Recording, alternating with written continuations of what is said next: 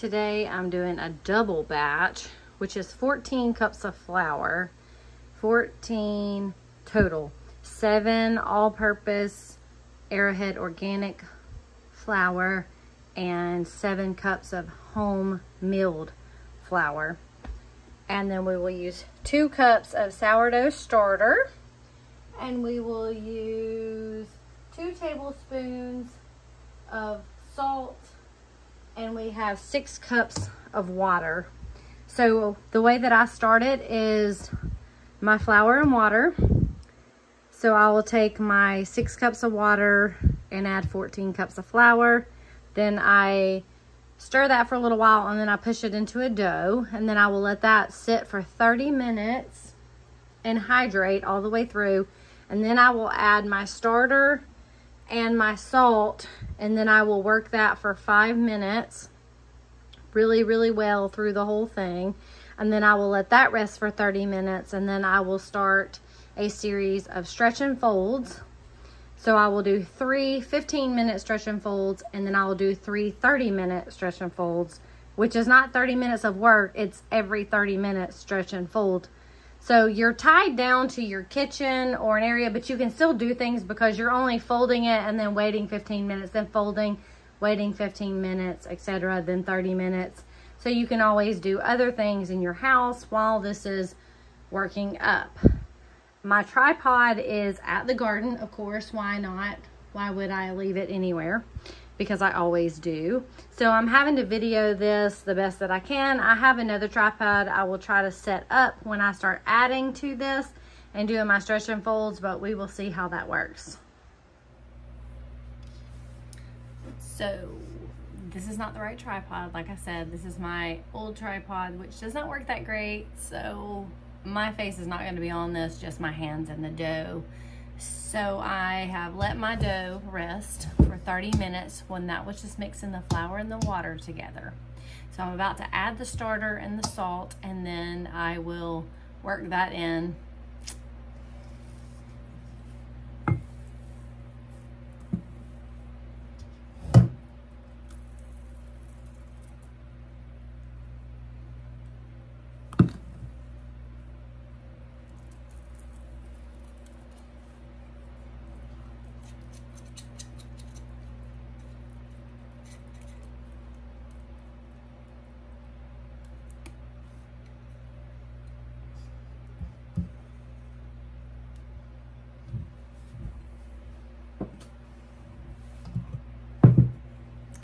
I use a starter that is quite liquefied. Like, I do not like mine. Mine's probably a 50% or 100% hydration. I prefer that. That's just my personal way that I like it, and I can work with it easier. Then we're going to do, I'm going to sprinkle 2 tablespoons of salt on top of this.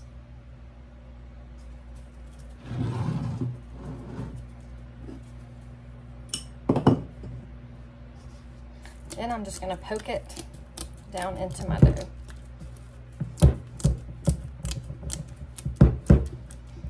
If you've ever made the friscotta or whatever it's called, it's similar to that, just working it in.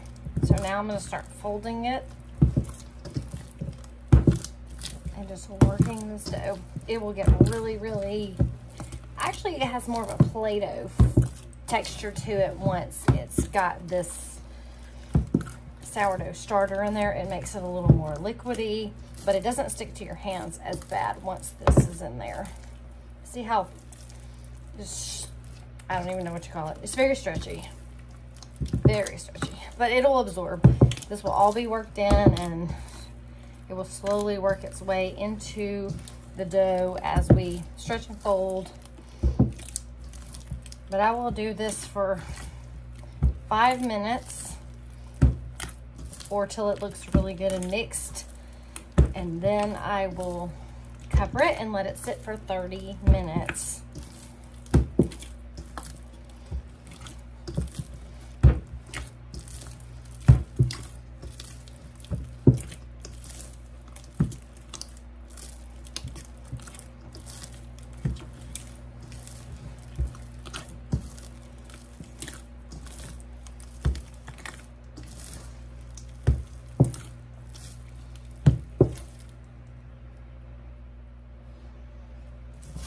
can see after about 3 minutes, the dough consistency is even a lot better. Like we've got this stretchy, and it isn't even, it's kind of shaggy, so it's not gonna be smooth.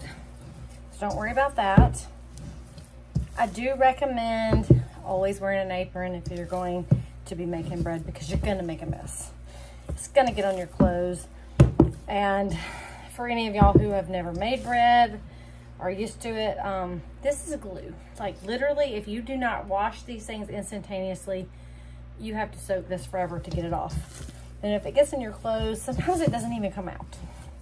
You have to really soak it well.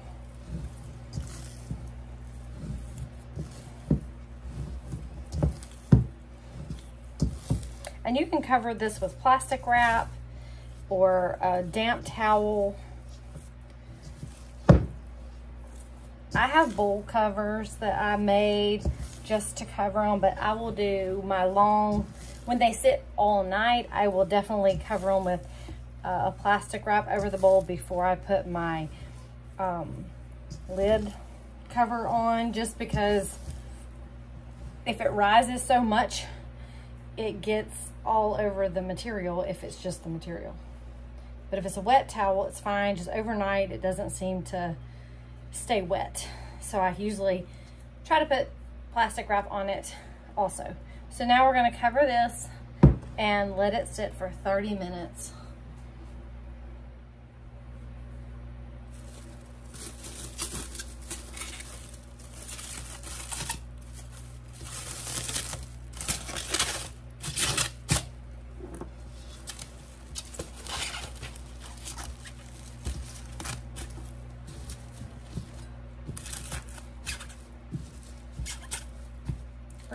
We'll be back in 30 minutes. Hey guys, we're back for our first stretching fold. I'm not gonna videotape every stretch and fold. I'm just gonna do this one, and then you'll know to do 3 sets of this at 15 minutes, and then we will do 3 30-minute increments of the same thing, so there's no point in trying to film all that, and we'll come back at the end when we separate our things. So all I'm going to do, I know this tripod really stinks because it has no tilt to it, but we're going to just grab a side and pull it over. It's just stretching, fold, stretch, fold, stretch, fold, stretch, fold, stretch, fold, stretch, fold, and I go all the way around the bowl. If you're doing one, it doesn't take as long, but this is a double batch, so the bowl's a lot bigger. But I go around a couple of times and just pull that dough and push it down. Pull it up and push it down to where it gets kind of stiff, and I can't really do it well. Once I get to that stiff point, I will then cover it and let it sit for 15 minutes and come back and do this 3 times on 15 minutes and 3 times on 30 minutes. And then I'll see you back when all of this is done.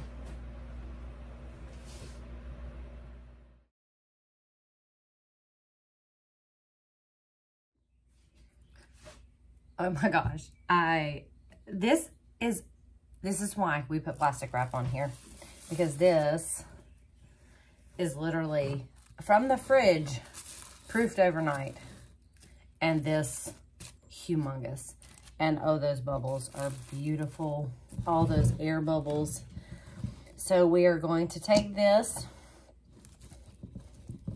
jiggly mess, and I'm just going to move it over to my pans. I'm going to butter these pans really, really well. This is going to do at least 5 loaves of bread, because I think that it's too much for 4 artesian loaves. Or if I was going to do artesian or artisan, I would have already broken this down, put it into Banneton baskets, and let that rise overnight in the fridge, because it's hotter now, and so I can't leave it out on the counter, or this would have been probably overflowing everywhere, which it already is kind of overflowing. So I'm going to break this down into 5 pans and then let it rise while I go milk the goat and do some garden chores. And then we will come back later this evening and bake all the bread.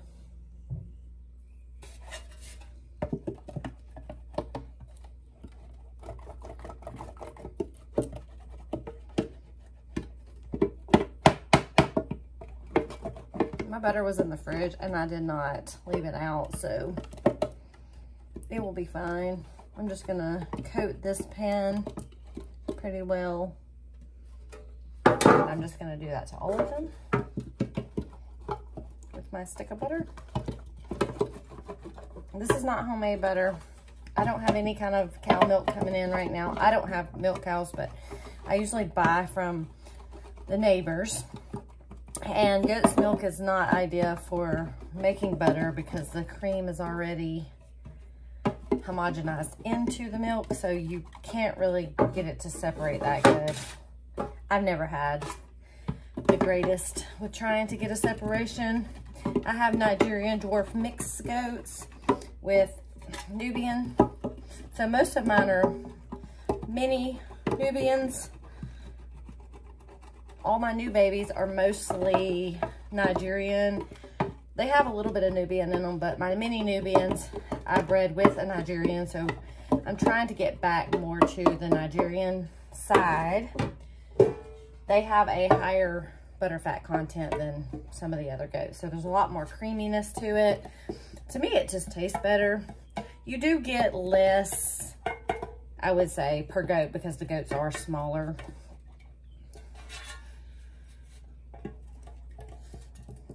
And I'm not to say I would never try it again. And I know there are people who do it. I've never really had good luck with trying to make butter out of goat's milk. And it doesn't matter. I mean, I can just get the butter. Oh, that one's still wet. Let me dry that one off. Where did my towel go?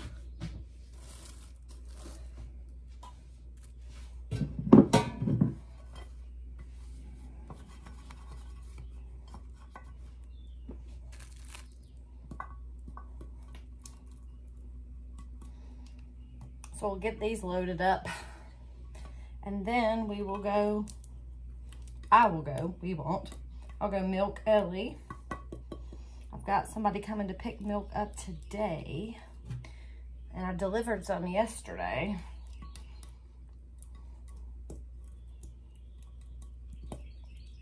All right, we're all buttered up.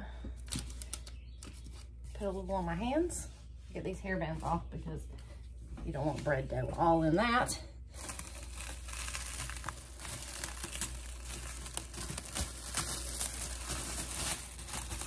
This is why the plastic wrap comes in handy, because I have done this with a towel and it really, really sticks to a towel extremely bad.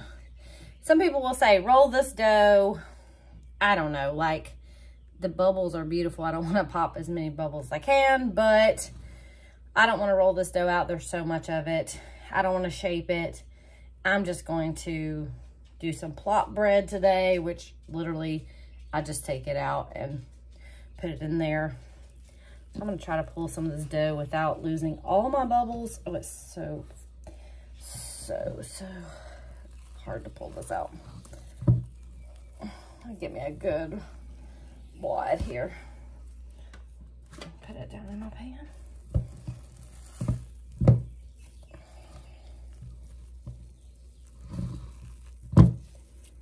And this is not how everyone does it. Like, this is the way I do it.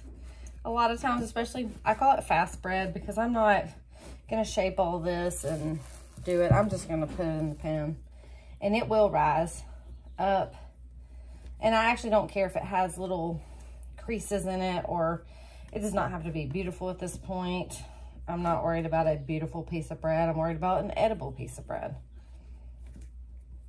If you were doing these to sell, sure, you might want them to be pretty, but I'm just gonna do this and then I'm just gonna set it aside and cover these with some plastic wrap and let them rise throughout the day.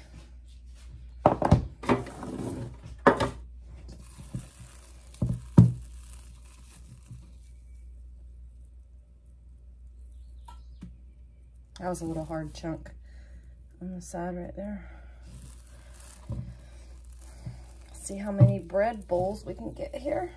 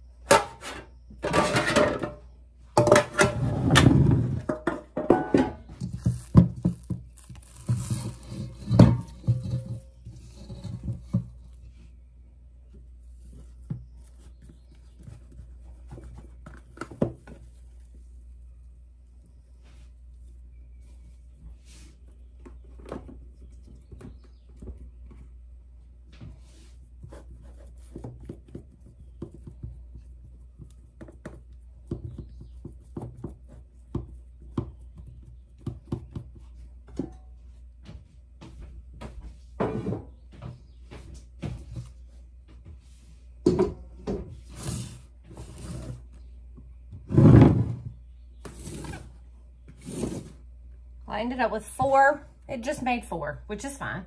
And now I'm just going to let these come to room temperature and rise. Pinch them together. They'll get bubbly again because this is like, you don't punch this dough down. You just plop it in the pan. It makes it easier. So this is the easy way to do this. A lot of times I cover these by 2s. I don't worry about this plastic wrap. It's not really touching your food. So even though I'm not a big fan of using plastic anything, this just tends to work best for this if you don't have a very wet cloth that's going to stay wet all day. But I'm going to bake these individually today. So that, I'm sorry about the dog. That will make it easier so that I don't have to pull it off and uncover several of them. So we're just gonna let this rise. And then we'll be back later on this afternoon to check on these guys. I did go ahead and cover these with a towel just for extra warmth. It will be in the 80s today, so these will probably rise in a short amount of time. Hopefully they don't overproof, which I'll still bake them anyways. It doesn't really matter to me. But we will come back later and finish the job. Alrighty, it's about noon, and I think I left these rising at 8:30 and went and did chores and went to the garden. So I just came up to take a break for a couple of hours to let it cool back down out there. So we're gonna check these guys and see what they look like.